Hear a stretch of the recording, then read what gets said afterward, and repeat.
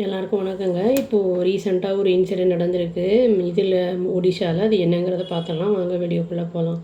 இப்போ அதாவது பூரி அப்படிங்கிற இடத்துல வந்து போலீஸ் என்ன பண்ணியிருக்காங்கன்னா 65 வயசு ஆளை வந்து கொஸ்டின் பண்ணியிருக்காங்க. அதாவது வெட்னஸ்டே அன்னைக்கு அவன் வந்து என்ன பண்ணியிருக்காரு அப்படின்னா வந்து இந்த செவுத்துலலாம் வந்து இந்த கோவிலில் ஸ்கிரிபிள் பண்ணி வச்சுருக்காரு. அதாவது கோவிலோட அந்த செவுத்துலலாம் வந்து டெரர் பிளாட் எய்ம்டு அப்படின்னு வந்து போட்டிருக்காரு இந்த ஜெகநாத் டெம்பிளில்.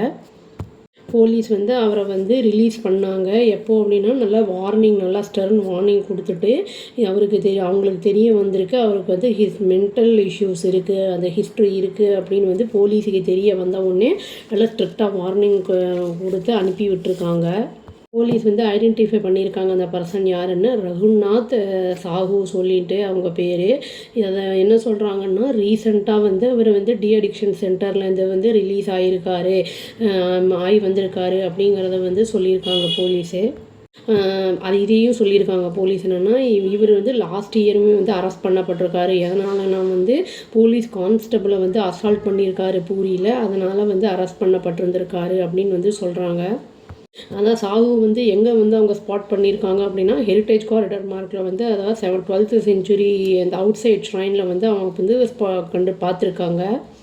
அதாவது வந்து இப்போ ஒடியாலையும் இங்கிலீஷ்லேயும் ரெண்டுத்துலேயுமே எழுதியிருந்திருக்கு. அதாவது terrorist will demolish the Jagannath temple அப்படின்னு வந்து ரெண்டு இதுலேயுமே எழுதியிருந்திருக்கு. இந்த இன்சிடெண்ட் வந்து ஃபஸ்ட்டு கொஞ்சம் டென்ஷன் சீரியஸாக த்ரெட்டாக இருந்திருக்கு போலீஸ்க்கு. அப்புறம் போலீஸ் வந்து லோக்கல் அத்தாரிட்டிஸ் எல்லாமே வந்து ரொம்ப நேரம் வந்து பார்த்து அப்புறம் வந்து விசாரித்து எல்லாம் தெரிஞ்சதுக்கு அப்புறம் தான் வந்து இந்த இவருடைய உண்மைத்தன்மை என்ன அப்படிங்கிறது வந்து தெரிய வந்திருக்கு. வந்து டி அடிக்ஷன் பற்றி வந்து ஒரு வீடியோவே போட்டிருக்கேன்.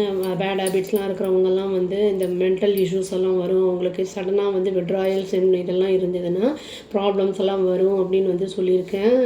வீடியோ அந்த இது லிங்க் கொடுக்குறேன். ஸ்ட்ரெஸ் எல்லாம் வந்து வரும். இதனால் வந்து அவங்களுக்கு வந்து மென்டல் இஷ்யூஸ் வரும்போது இந்த மாதிரி வந்து பல பிரச்சனைகள் அவங்க பண்ணுவாங்க. அவங்களுக்கு வந்து அதை வந்து இம்மீடியட்டாக வந்து நம்ம பார்த்து கூட இருக்கிறவங்க சப்போர்ட்டிவாக பார்த்து சரி பண்ணலைன்னா அது வந்து இனியும் பெரிய பெரிய விஷயங்களில் கொண்டு போய் விட்டுரும். இந்த ரீஹேப் சென்டருக்கே அவங்க போகிறாங்கல்ல, அவங்களுக்கே வந்து போகும்போது வந்து கவுன்சிலிங் கொடுப்பாங்க. அந்த கவுன்சிலிங்லேயே வந்து இவங்களுக்கு மாறுதல் இருக்கும். சப்போஸ் வந்து திரும்பி ஏதாவது அந்த ரீலாப்ஸ் எல்லாம் ஆகிற மாதிரி இருக்குது அப்படின்னா வந்து நம்ம அவங்கள வந்து சைக்கியாட்ரிஸ்ட்கிட்ட கூட்டிகிட்டு போயிட்டு அவங்களுடைய வந்து மென்டல் இஷ்யூஸ் எல்லாம் சரி பண்ணால் நார்மல் ஆகிடுவாங்க. அவங்க மென்டல் இஷ்யூஸ்னால தான் இந்த மாதிரி வந்து அவங்க பண்ணுறதெல்லாம் வந்து பண்ணுறாங்க. ப்ராப்பராக மெடிக்கேஷன் எடுத்துக்கணும்.